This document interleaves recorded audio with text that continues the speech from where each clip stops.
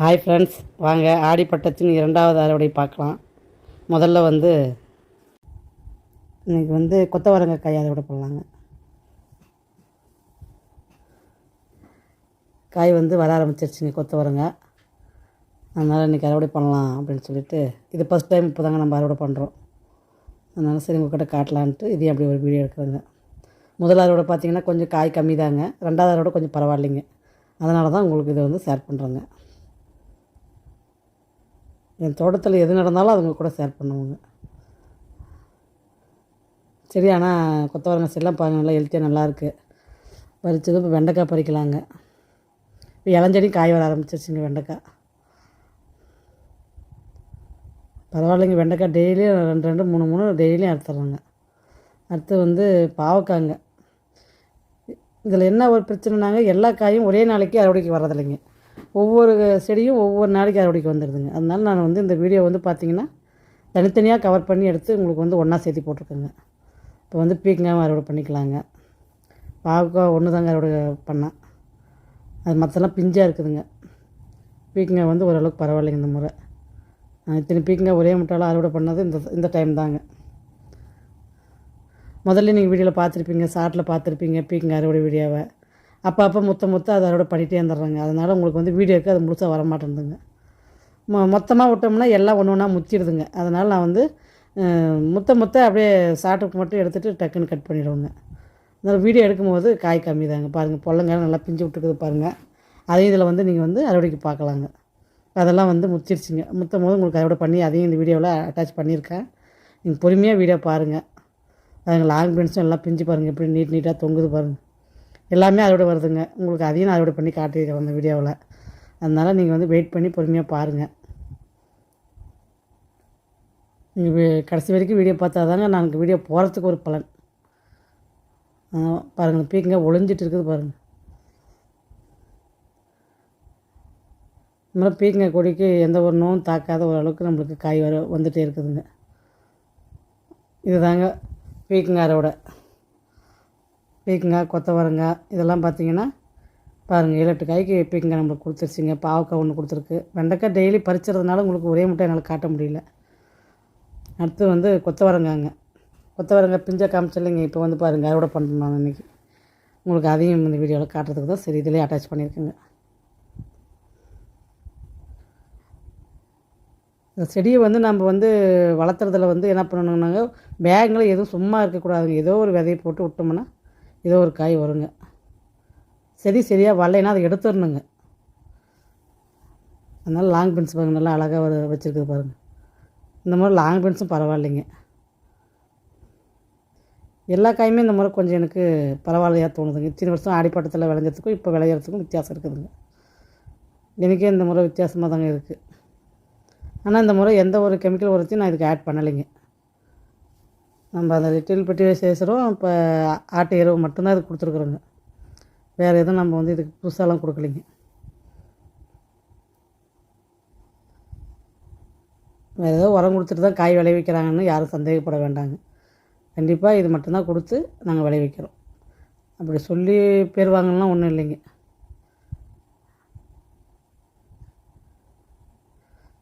காய் ஆனால் நல்லா ஃப்ரெஷ்ஷாக நல்லா ஹெல்த்தியாக நம்ம பறிக்கும் போது நம்மளுக்கு ஒரு சந்தோஷம். இப்போ எல்லாருமே அக்கம் பக்கம் கேட்க ஆரம்பிச்சிட்டாங்க. பரவாயில்ல, காய் விடுது, பரவாயில்ல, வீட்டுக்கு வரைக்கும் நீங்கள் காய் பறிச்சிக்கிறீங்க அப்படின்னு சொல்லி கேட்குற அளவுக்கு இப்போ இருக்குதுங்க.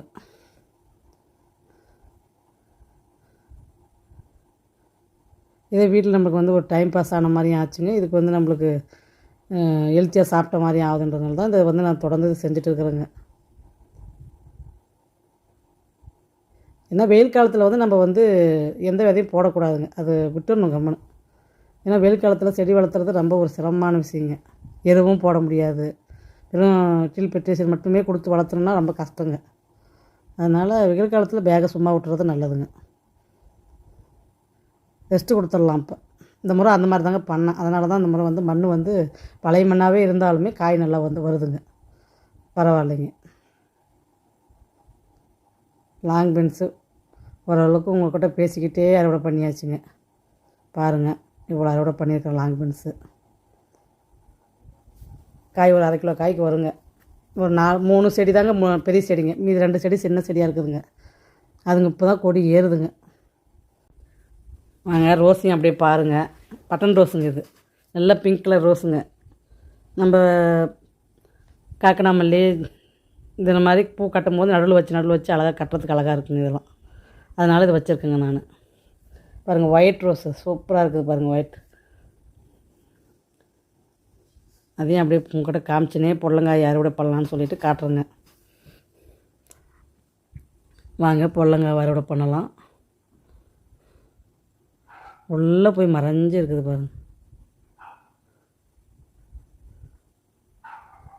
உங்களுக்கு ஃபஸ்ட்டு காட்டுறேங்க, அதுக்கப்புறம் அறுவடை பண்ணலாங்க. ஏன்னா நான் இத்தனை பொடலங்காய் ஒரே மட்டும் அறுவடை பண்ணுறது இதுதாங்க ஃபஸ்ட் டைமு. பொடலங்காயே எனக்கு வராதுங்க சரியாக. ஒரு பொடலங்காய் இருக்கிறதே பெரிய விஷயமா இருந்ததுங்க. இந்த முறை தாங்க இத்தனை பொடலங்காயை ஒரே மட்டும் நான் வந்து அறுவடை பண்ண போகிறேங்க. அது எனக்கு ரொம்ப சந்தோஷமாக இருக்குதுங்க.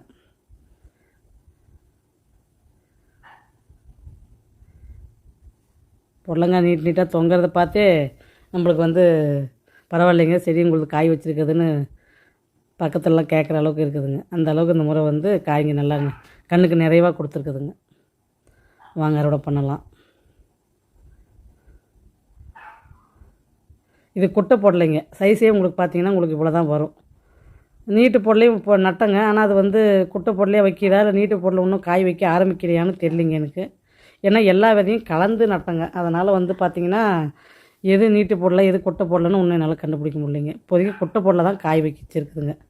சரி நம்மளுக்கு காய் வர்றது தான் நம்ம பார்க்கணுன்னு சொல்லிட்டு இப்போ காய் வர்றதை நான் பறிக்கிறேங்க. கொடி பார்த்திங்கன்னா ஒன்றுக்கு ஒன்று அப்படியே சுற்றிட்டு பாவக்காயும் சேர்ந்துருச்சுங்க, லாங் பீன்ஸும் சேர்ந்துருச்சு, சுரக்காயும் சேர்ந்துருச்சு, பூசணிக்காய் கொடியும் சேர்ந்துருக்குதுங்க. எல்லா கொடியும் இதில் வந்து அப்படியே மிங்கிள் ஆகிருக்குதுங்க. இந்த முறை வந்து பார்த்திங்கன்னா எல்லா கொடியுமே நானும் வளரணும் எல்லாமே வளர்ந்துருச்சுங்க இந்த முறை. எந்த முறை இந்த அளவுக்கு இந்த வந்து கொடி வந்து காய் வைக்கிறது துணி காய் வைக்கிறது கம்பி போல் ரப்பாதுங்க. இந்த முறை நல்லா ரப்பிச்சுங்க. காய் பார்த்திங்கன்னா அப்படியே போய் உள்ளே மாட்டின்னுக்குதுங்க. எப்படியோ ஒன்று வந்தால் போதுன்ட்டு நானும் வந்து விட்டுட்டேங்க காயை. சரி எப்படி நம்மளுக்கு தேவை காய், எப்படி வந்தால் என்ன இருக்குதுன்னு சொல்லி விட்டுட்டேன். நம்ம அதுக்கு தான் செடி வளர்த்துறோம், அதனால காய் வைக்குதா போதும் பாருங்கள். பிஞ்சு அடுத்து பேச்சு பிஞ்சு பாருங்கள் என்ன அழகாக இருக்குது பாருங்கள். க்ரீன் கலராக இருக்குது பாருங்கள் இந்த பொருளுங்க.